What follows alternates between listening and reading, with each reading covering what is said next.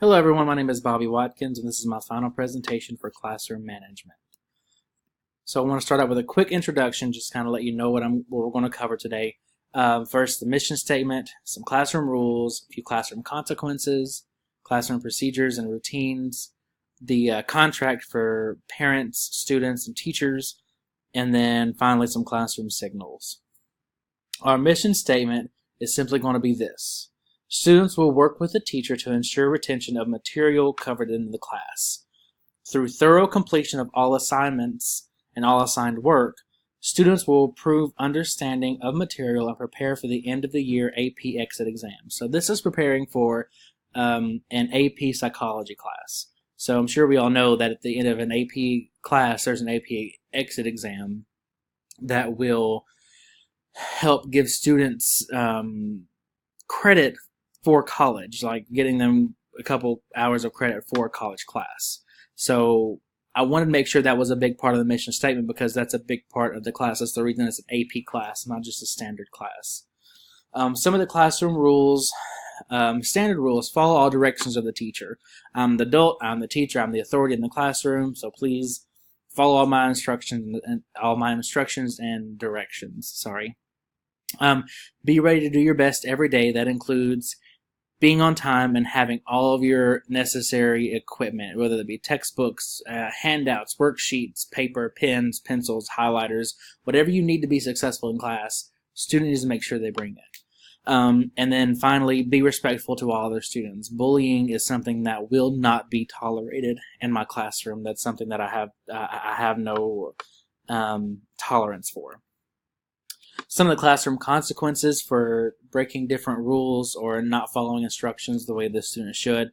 First is a warning. I always kind of let them just kind of look at them, or I try not to say their name. I don't like calling students out and embarrassing them in front of their classmates unless it's something that they need to be called out on. Just give them a warning, and then a second time I have to get on to them will be possible like a detention, like go get your lunch for that day, and then bring it from the cafeteria into the classroom or to the library and sign in there for your detention, sit there and eat your lunch. That just kind of gives them a little bit of a consequence not being able to go over and hang out and eat lunch with their friends. Then if I have to continue getting on to the student, they're going to have to go to the principal's office. I won't tolerate constant disruptions in the classroom because that's taking away my time with teaching the students, and it's taking away time for the students to be able to learn. If it continues, it'll be a call home to the parents, and then letting the parent know, hey, little Johnny is doing this, this, this, and this. If you could just have a talk with him, maybe see what's going on. We'll try to fix this together. If it continues after that, it'll be a formal letter home to the parents requesting a conference, a meeting, whatever you'd like to call it. So then we have our classroom routines and procedures. I want my classroom probably by the second month of school to be working like a well-oiled machine. Whenever the students enter the classroom, we have a way that they can go up to the smart board, tap their name on the smart board, and their name disappears. It's on PowerPoint. After their name disappears, I'll know that that student is there for the class. That'll save 5 to 10 minutes of me either trying to call roll or look around trying to find, where's Susie or where's Michael, whoever. If I see that the name is still on the smart board after class has begun, I know that that student isn't there and I can go ahead and mark them absent. That just saves sometimes. Those few minutes really count whenever we have very few minutes to begin with.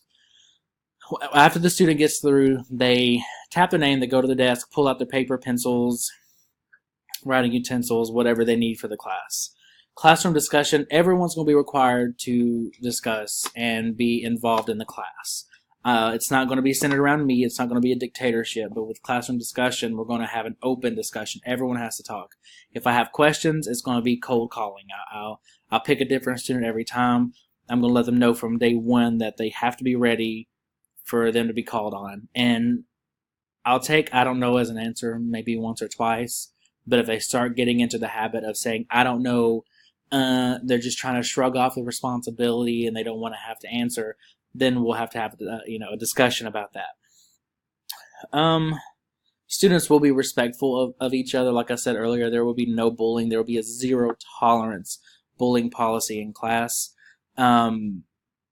So whenever someone answers a question, if they get it wrong, I'm not going to have any snide remarks or any snickering in the class. It's not going to be tolerated. Whenever they change classes, they will wait for me to dismiss them.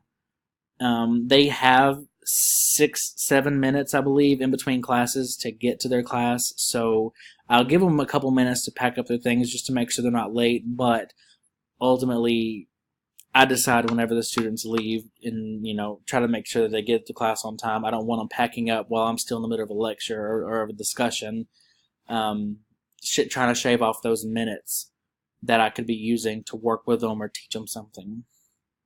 With technology, with the younger kids, they use iPads, like the one I'm cheating on right now. But the older ones in junior high and high school, they have Chromebooks.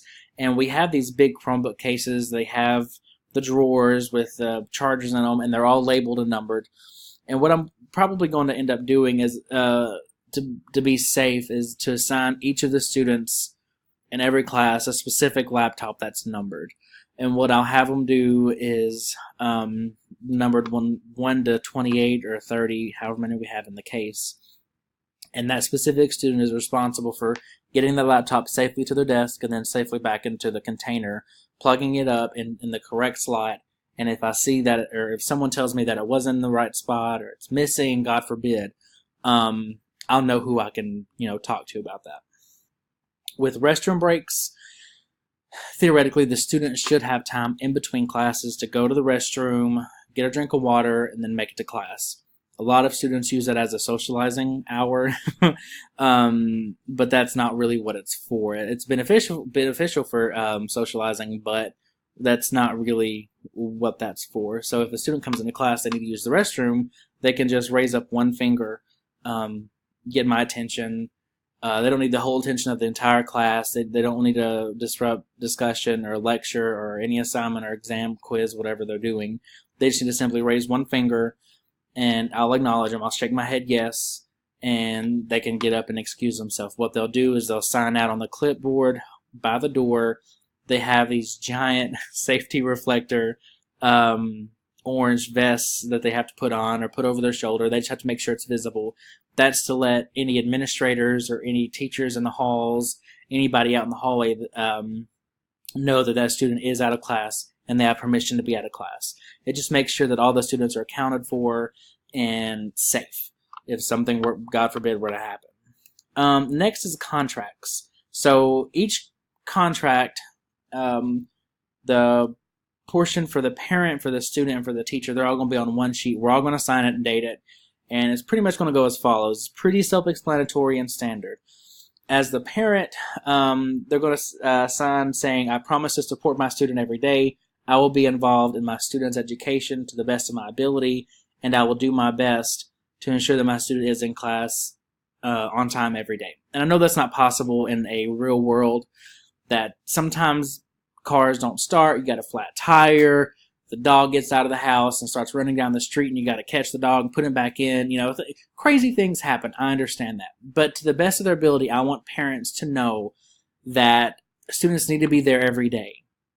They need to be there on time and ready to go. And I also understand that not all parents have a degree in psychology or are well-versed in all of the subjects that we cover every day in school. But I do want them to help them do the best that they can. As a student, they're going to sign saying, I promise that I will do my best to be in class on time every day. I promise to do my best on all my assignments. I promise to reach out for help on something that I don't understand. And I promise to follow all classroom rules and procedures, and I will respect all classmates and teachers. So that's pretty self-explanatory. That's just them saying that I will be there. I'll do my best. I'll have everything ready, and I'll be respectful for everyone. And what I will sign is, I promise to be available for all students in need of help. I promise to put my best foot forward and teach my students not just the content, but how to be better adults. I promise to admit any mistakes that I will make, and pause here, I will make a lot of mistakes. This is my first year as a big boy teacher, having a big boy teaching job. somewhat, so I will make plenty of mistakes.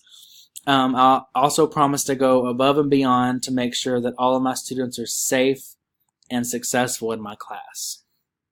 And then finally, as our classroom signals. One way I'm going to get my students' attention is, of course, flicking the lights off, turn them back on. That's a pretty abrupt way of letting them know, hey, I need your attention, without me having to raise my voice or yell or disrupt the classes next door. And then also I like to sing. I was in choir in high school and in college and in church. I love to sing. I'm a terrible singer, but I love to sing. So I like to joke with my students. I'd be like, why are you talking so much and not working? And they love it. They think it's the funniest thing, and it really gets their attention without me having to be angry or yell at them or do something in a mean way to get their attention. I also like to clap. That was my music days. I'll clap a rhythm, and then hopefully they'll clap back. I know it's not a choir class or music class, but it typically gets the point across and gets their attention. If we're in a quiet place like a museum, or if we go on a field trip somewhere and I need to get their attention if they're being too rowdy, I'm just going to raise my hand and I'm going to look at them and I'm going to give them that teacher look. You know, we all have that teacher look. And I'm going to wait for them all to look at me, and I'm going to expect them all to raise their hands and look at me and stop what they're doing and know that I need their attention, and that if I have to get loud and crazy in the middle of this museum, things are going to get real bad. So hopefully they'll just look at me, they'll know to raise their hand and stop immediately what they're doing and give me their undivided attention. And hopefully by the second month, after I'm going to give the kids a month. After that, I'm going to expect all these things to roll smoothly, a well-oiled machine. This is going to be high school kids, so 10th, 11th, 12th grade AP psychology course. I'm going to expect good things and a higher level of work from them because it's a higher level workload class. So hopefully you enjoyed this as much as I did. Thank you for a fantastic semester, and I cannot wait to hopefully take more classes from you and with you guys in the future. Have a great one.